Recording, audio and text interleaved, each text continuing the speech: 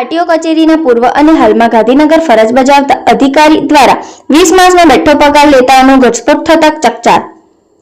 રાજ્ય સરકારના વિવિધ વિભાગોમાં રજા પર ઉતરી લાંબા સમય સુધી વિદેશમાં રહી પગાર મેળવતા અધિકારી કર્મચારીઓના પરપોટા ફૂટ્યા બાદ આણંદ ખાતે આરટીઓમાં અગાઉ ફરજ બજાવી ચૂકેલ અને હાલમાં ગાંધીનગર ખાતે ફરજ બજાવતા અધિકારી દ્વારા 20 માસ આશરે 15 લાખ ઉપરનો પગાર લીધાનો ઘટસ્ફોટ કચેરીના નિવૃત્ત અધિકારી દ્વારા કરવામાં આવતા ચકચાર મચી જવા પામી છે।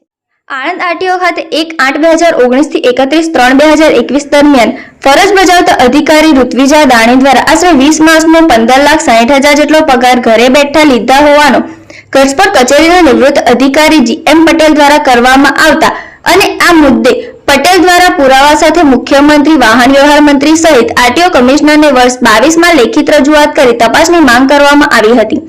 તેમ છતાં સરકાર દ્વારા કોઈ પગલાં લેવાના બદલે સિરપાવ આપવામાં આવ્યો હોય તેમ દાણીની ગાંધીનગરના રોડ એન્ડ સેફટી વિભાગમાં રિજિયોનલ ઓફિસર તરીકે નિમણૂક કરવામાં આવતા સમગ્ર મામલે ભીનું સંકેલવાના ખેલ રચાયા હોય ના પગલે GM પટેલ દ્વારા હાઈકોર્ટમાં દાદ માંગવાની તૈયારી દાખવી છે। આ મુદ્દે સ્થાનિક આરટીઓ અધિકારી પરમારનો સંપર્ક સાધતા તેઓએ જણાવ્યું હતું કે સમગ્ર મામલે વળી કચેરી કરવામાં આવી હોય વળી કચેરી દ્વારા તપાસ હાથ ધરવામાં આવી રહ્યાનું જાણવામાં આવ્યું છે।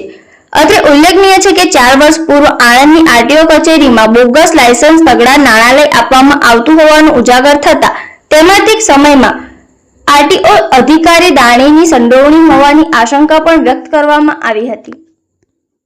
જી, હું NV પરમાર, ARTO આણંદ।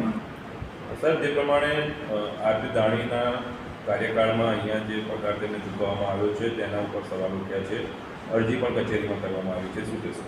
નિવૃત્ત અધિકારી શ્રી દ્વારા પગાર ચૂકવણા અર્થે વર્ષ 2019 થી 2021ની વચ્ચે આ ફરિયાદ કરવામાં આવી છે।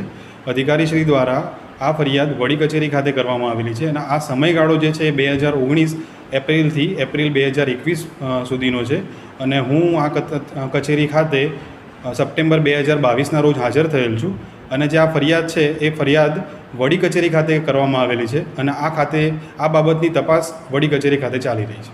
સર, અહીંયા જે પ્રકારે આ જે સમગ્ર બાબતે લઈને આ જે તપાસનો વિષય છે કે કર્મચારી કામ પર નહીં આવ્યા હોય છતાં પગાર ચૂકવવાનો, એવી કોઈ ઘટના બીજી કોઈ ધ્યાને આપને આવી? અને અત્રેની કચેરી ખાતે એવી કોઈ ઘટના બીજી કોઈ ધ્યાને નથી।